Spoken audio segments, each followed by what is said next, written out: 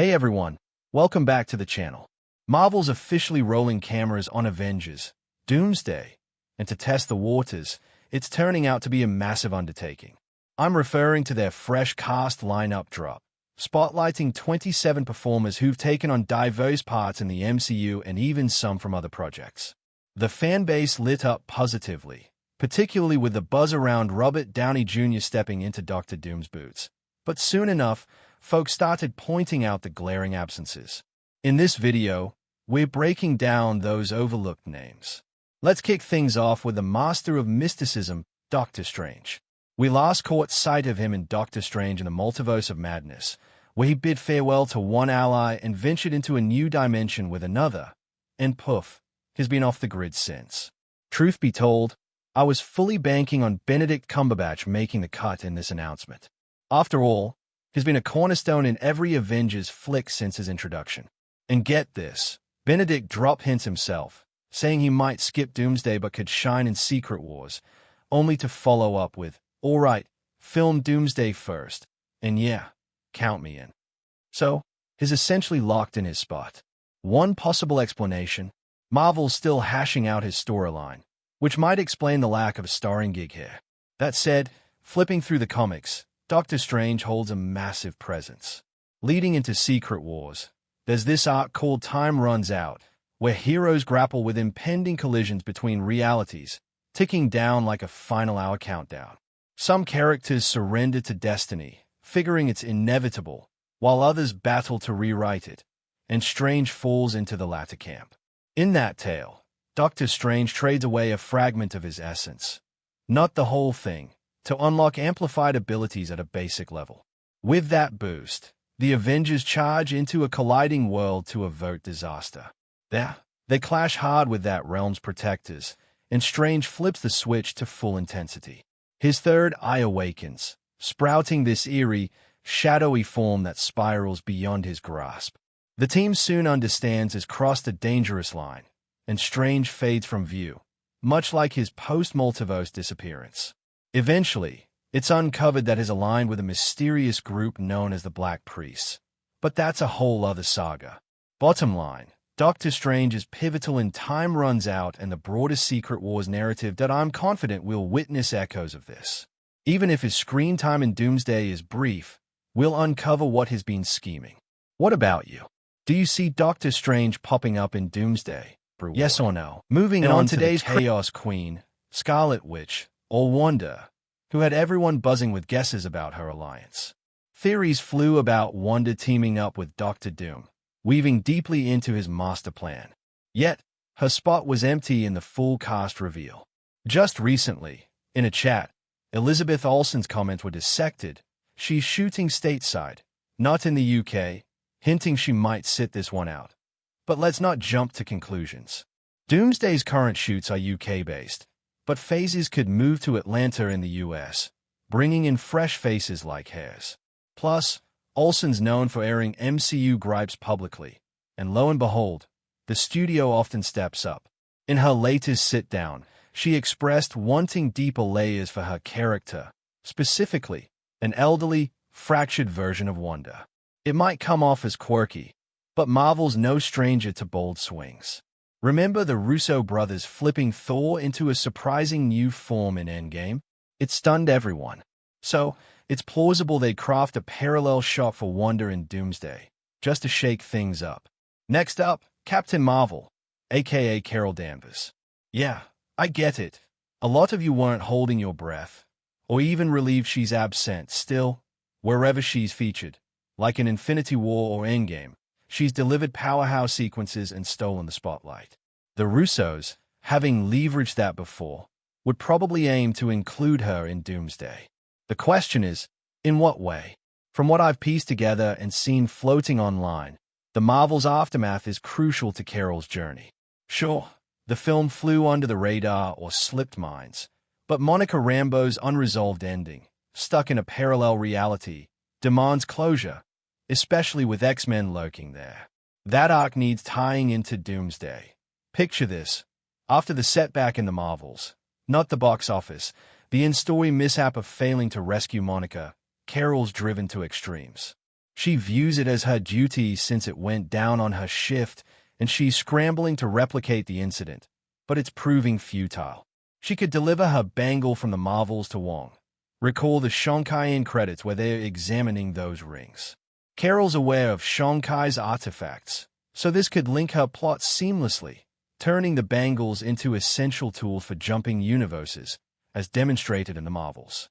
With Shonkai confirmed, it's logical for Marvel to bridge him with Captain Marvel, shifting to the Green Giant, Hulk. To be frank, Mark Ruffalo was a sure bet in my book. I couldn't fathom leaving him out of the upcoming Avengers epic. But on second thought, it aligns somewhat. His final appearance involved coaching his offspring in She-Hulk, and then radio silence. Scanning comic plots and related material, Hulk doesn't fit neatly into Avengers Doomsday's framework. We might glimpse him defending 616 elsewhere, but one thing's clear. It's time to revive the wild, untamed Hulk we hyped before Infinity War. Shelf the smart version for now. The Russos crafted him. They'll reclaim that edge. To steer towards Secret Wars, they could twist it differently. There's a Hulk alternate called Maestro, aged, more ruthless and cunning. If introduced as a Dark Hulk in Secret Wars, it'd add layers. It'd be captivating, given we've only explored a couple of Hulk facets so far. The Furious Screamer and his polar opposite. Bringing Maestro as a villainous take would elevate the drama. Now, onto Vision. His arc remains open-ended post-WandaVision. Honestly, the upcoming series Vision Quest is already in production and slated after Doomsday. It stands to reason is skipped here but featured there. It'll detail how Billy tracks down Tommy and how the family comes together again. If they are daring, stage it all in Battleworld. Who knows? I'm just brainstorming wildly now. Following that, Star-Lord.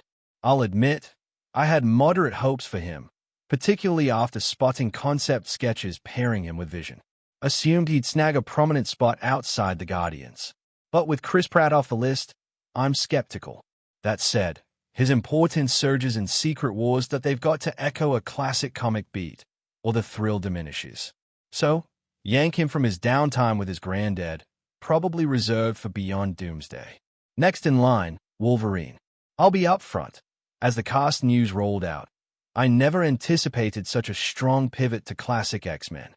And that pushes me to question, with all these vintage mutants, why skip Wolverine? They've got options. 1.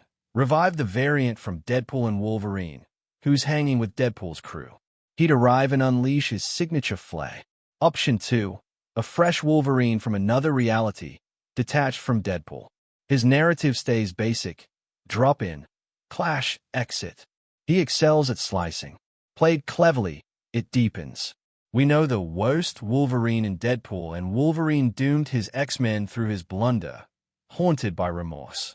In the universe-saving Avengers vs. X-Men showdown, grant him a shot at atonement. By safeguarding his former comrades and mutants. I think that could land effectively. If they hold off for Doomsday, another route. A teaser scene where Wolverine awakens in Battleworld, memory wiped, reliving his dream existence at Xavier's with beloved allies. Then, fragments from Deadpool and Wolverine, and earlier, bubble up.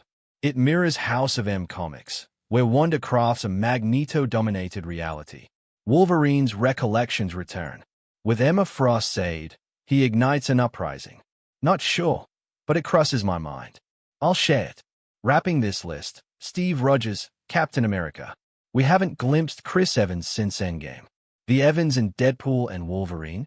Not our I can do this all day hero. We crave him. But what gives? The man stuck moon-gazing. Steve, buddy, time to land? Nope. I doubt it. But there's a budget side too. Russos have repeated in chats that for films like Secret Wars and Doomsday, they balance a few elements. Top, star salaries. Next, remaining deals. So, an Evans' brief appearance might outcost someone's full-hour stint.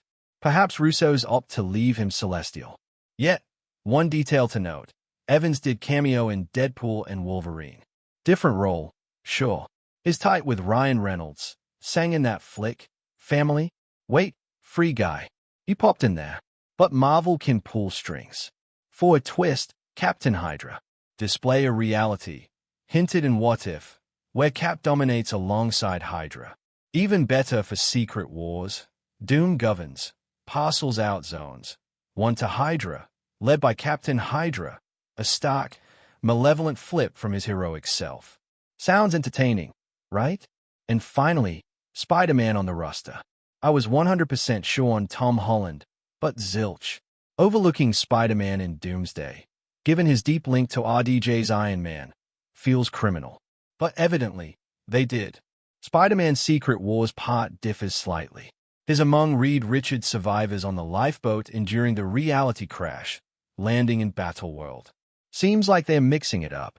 Possibly. Show Spider-Man without prior recollections.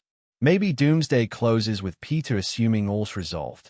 In the after credits, he stays in an utterly fresh realm. That'd be Battleworld, a place sans his old history, but stocked with Doom-implanted new ones. He's got Aunt May, likely MJ. Everything he's forfeited is restored. In essence, mirroring Spider-Man No Way Home's street-level close, his existence here is flawless. From there, launch Spider-Man 4 and unfold the tale, which, obviously, unfolds in Battleworld. I've covered it all. Beyond these, figures like Moon Knight, Daredevil, Punisher, if the heavy hitters are sidelined, their odds plummet. Meaning, for Moon Knight Season 2 plans, they could embed it in Battleworld, assigning a distinct zone with a unique assembly of Egyptian, Greek, and Norse deities. The notions are utterly bonkers. But know what's more bonkers?